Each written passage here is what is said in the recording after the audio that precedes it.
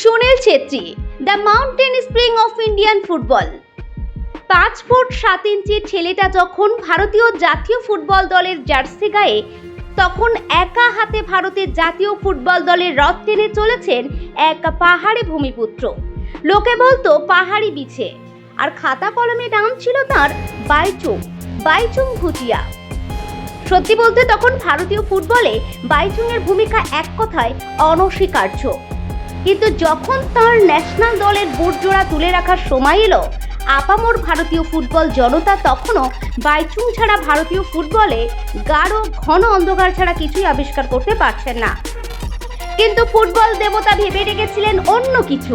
বাইচুংয়ের অবসরে ভারতীয় ফুটবলে অন্ধকার সাময়িক ঘনিয়ে এসেছিল তো ঠিকই, কিন্তু ফুটবল দেবতার চিত্রনাট্যে ততক্ষণে পরবর্তী নায়ক ঠিক হয়ে গেছে।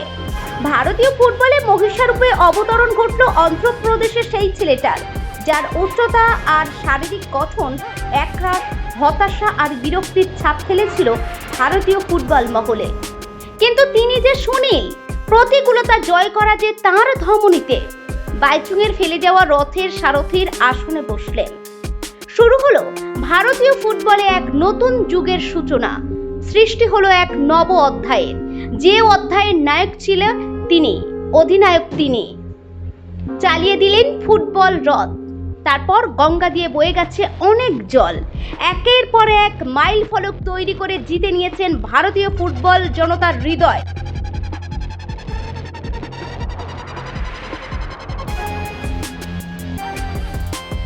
এক যুগে সুনীল মিশে গেছেন ভারতীয় আপামর ফুটবল জনতার আবেগ, অনুভূতি, বিশ্বাসে এবং বন্ধনে। দেশের জার্সিতে করে যাওয়া ওই অসামান্য পারফরমেন্স এবং ক্লাব ফুটবলে সর্বাধিক সময় কাটানো বেঙ্গালুরু এফসিতে খেলা সুনীলের ফুটবল ক্যারিয়ার যে পরবর্তী ভারতীয় ফুটবল প্রজন্মের কাছে অনুপ্রেরণার প্রতীক হয়ে থাকবে, তা হয়তো আর বলার অপেক্ষা রাখে না।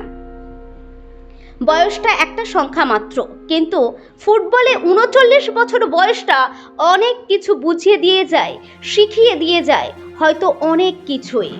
সুনীলদের অবসর বলে কিছু হয় না, তাঁর থাকেন ফুটবল মাঠে নয়তো মনের ক্যানভাসে। আর তো একটা ম্যাচ, ব্যাস শেষ হবে আর এক মুকুটহীন রাজার চোয়াল চাপা লড়াইয়ের গল্প। শেষ হবে পেয়েও না পাওয়ার অনেক কাহিনী ভরা তথ্য।